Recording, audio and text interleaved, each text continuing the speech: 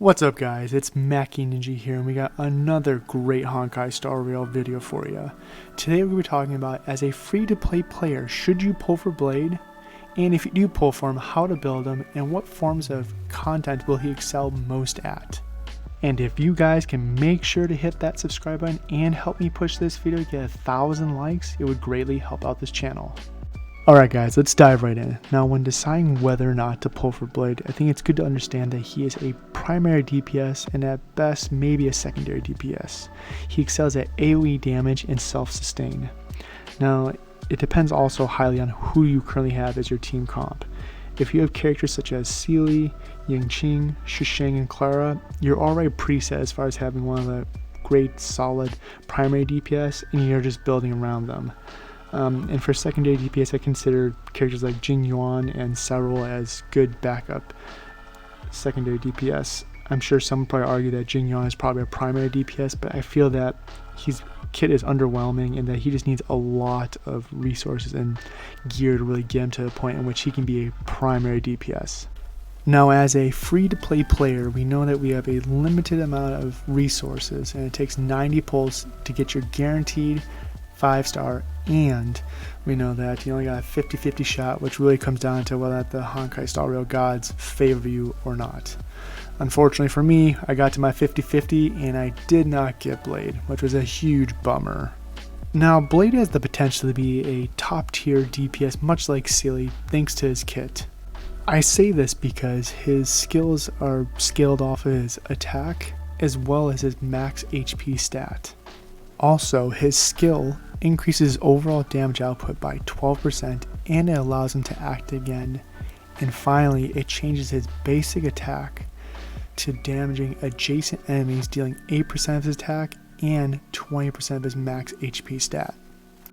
Blade's ultimate deals damage to one enemy equal to the sum of 24% of his attack, 60% of his max HP, and 60% of the total HP he has lost in the current battle. And he deals damage to adjacent enemies equivalent to 9.6% of his attack, 24% of his max HP, and 24% of the total max HP loss in the current battle.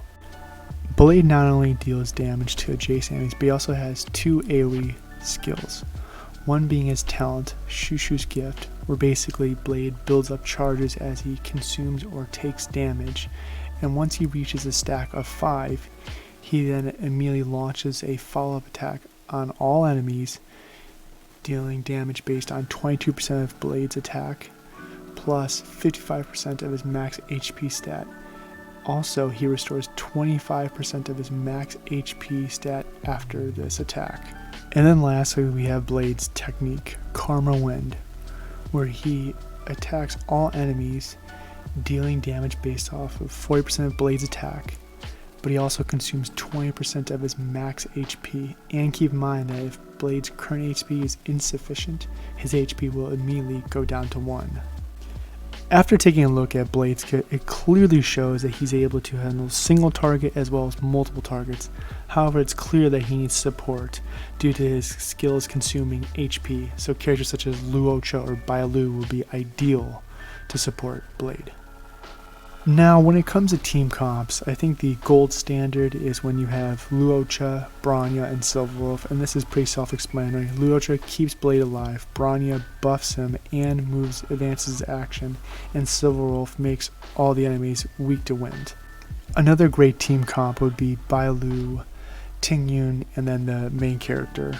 Now, when it comes to Blade and building him, obviously his unreachable side light cone would be the best one for him. However, if you're free to play and you got him, you're already lucky enough as it is, I think a great 4-star option would be the Secret Vow, and basically what it does is it increases the damage they deal by 20 to 40%, and also if the HP of the wearer is less than the enemy, you deal an additional 40%.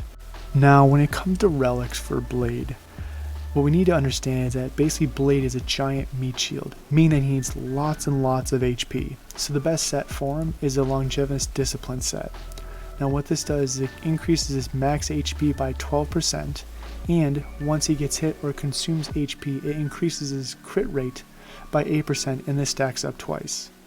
And when it comes to ornaments, we're looking for the Inert Salsodo. Now what this does is that increases the crit rate by 8% once he reaches 50%.